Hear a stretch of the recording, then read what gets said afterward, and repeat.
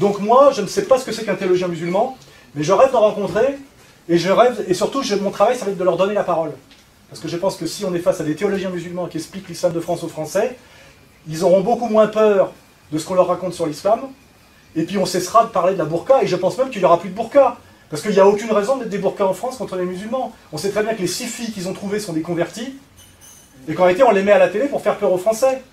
Et puis qu'elles se réclament de leur droit, de leur droit démocratique de mettre la burqa. C'est pas de la théologie musulmane, ça. C'est des droits de l'homme.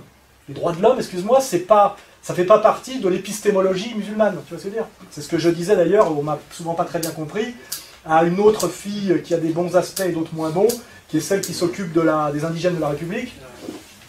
Voilà. Je lui dis, ce qui est le problème, c'est quand tu insultes un Français au nom des droits de l'homme, c'est nous qui avons apporté les droits de l'homme. Donc si tu refuses la culture française, il faut refuser aussi tout ce qui va avec, c'est-à-dire les droits de l'homme. Les droits de l'homme, c'est pas dans le Coran, tu vois ce que je veux dire. Donc en général, les gens qui t'insultent avec des concepts qu'ils ont pris chez toi, ce sont des colonisés qui s'ignorent, ce sont des soumis agressifs.